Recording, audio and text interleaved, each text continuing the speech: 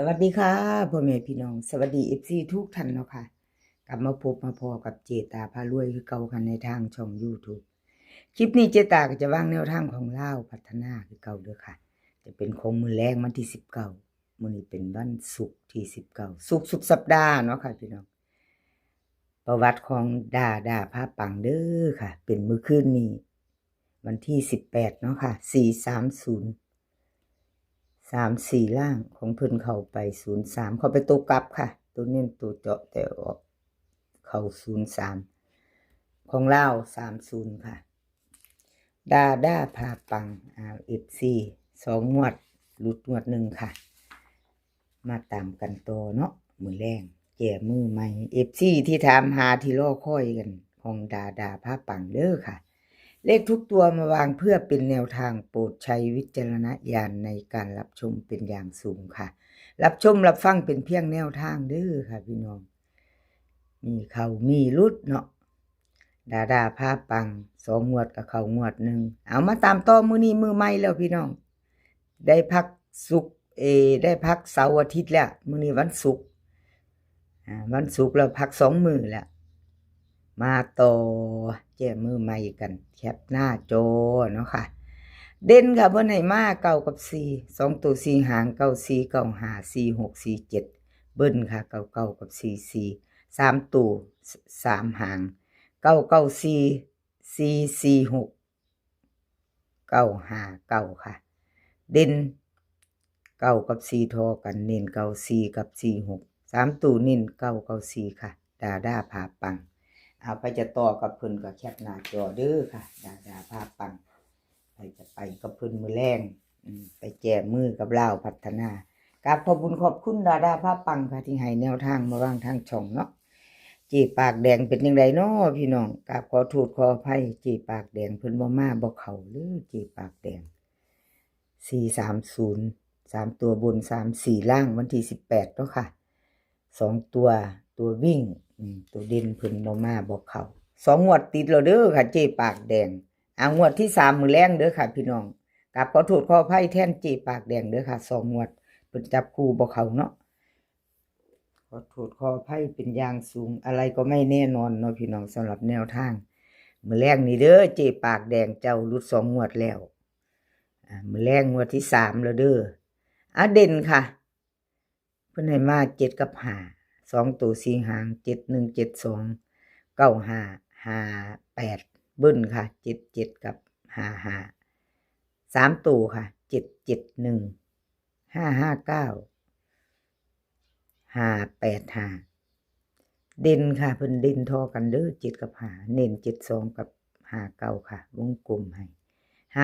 559ค่ะ3ตัวหางเดียวกับขอบคุณขอบคุณเจ๊ปากแดงค่ะที่ให้แนวทางมาวางทางช่องเนาะคลิปนี้ก็จะมีจิตเสียนดังคือเก่าเด้อค่ะพี่น้องก็จะมีดาพาปังเจ๊ปากแดงเลขรับน้ำสมเซียนอุบลคุณโกตาบรรทัด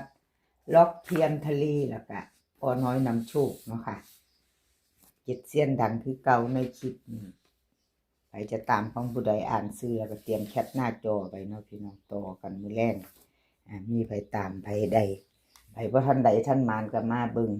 แคปหน้าจอพิจารณาใหม่มือใหม่เนาะค่ะเลขรับน้ำโสมรุดไปคือกันเด้อค่ะขอโทษขออภัยเลขรับน้ำโสม430 3ตัวบน3 4ล่างเนาะค่ะ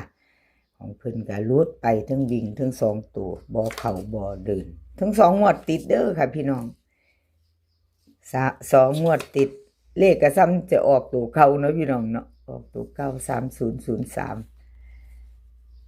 รุดไปหลายเสี้ยนอยู่ค่ะหลุดแล้วหลุดเลยเนาะเป็นกำลังใจให้คือเก่าก็มาไปไหมค่ะเป็นเพียงแนวทางมาไปไหมเลขรับน้ำโสมค่ะมือนี้เพิ่นให้มาเด่น2กับ4ค่ะ2ตัว4หาง2 5 2 4 4 6 4 5เบิ้นค่ะ22กับ44 3ตัว2หาง2 2 5 4 4 2ค่ะเด่น2กับ4เท่ากันเน้น2 4กับ4 6 442ค่ะ3ตัวเน้นหางเดียวใครจะต่อกับเลขหลักนำสูงแคปหน้าจอค่ะแคปหน้าจอไว้แล้วไปต่อใครจะต่อกับเพิ่นเนาะ ต่อกับเพิ่นก็แคปหน้าจอไว้รุ่นมือแรงอีกแก่มือใหม่เนาะค่ะกับขอบุญขอบคุณเลขลับน้ำส้มค่ะที่ให้แนวทางมาวางทางช่องของเจตา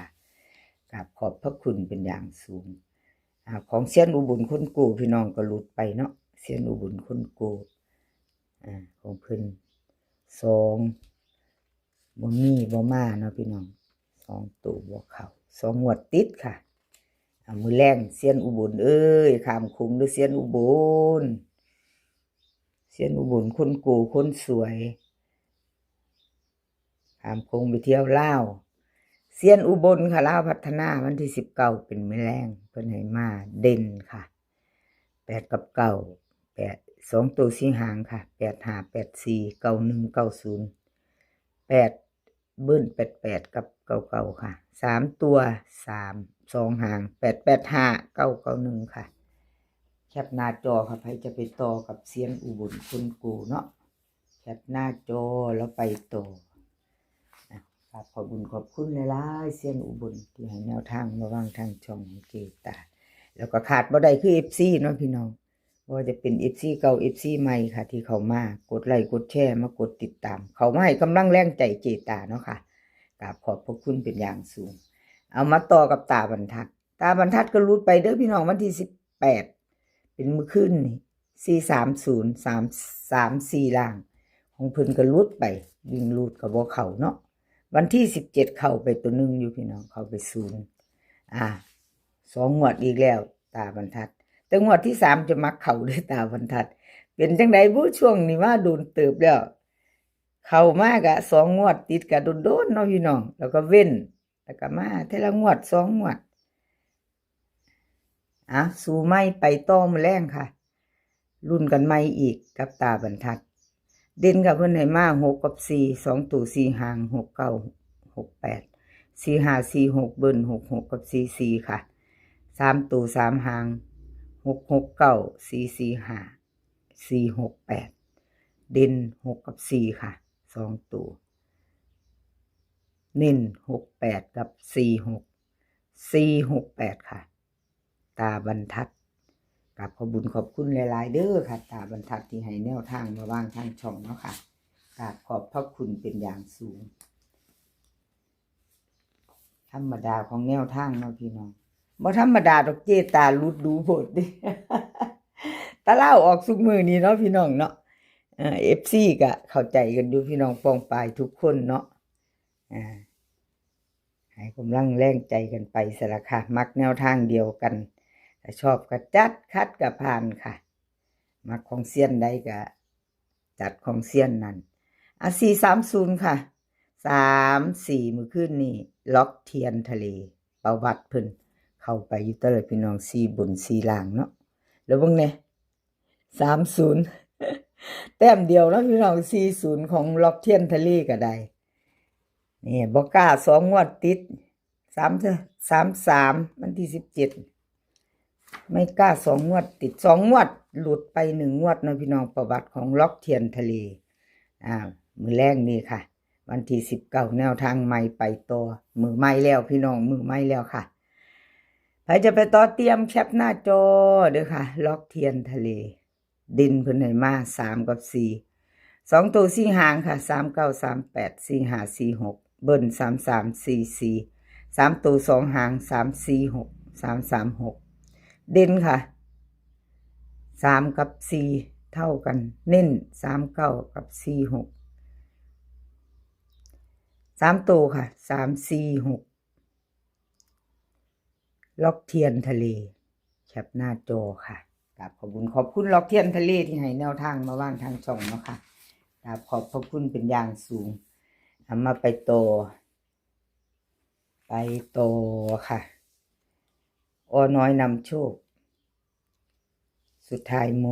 น้อยนำโชคหลุดไปคือกันเลขมาดูพี่น้อง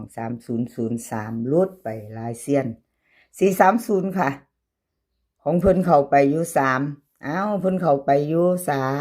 3บ่มักสีเจตาน้อยนำโชคค่ะพี่น้อง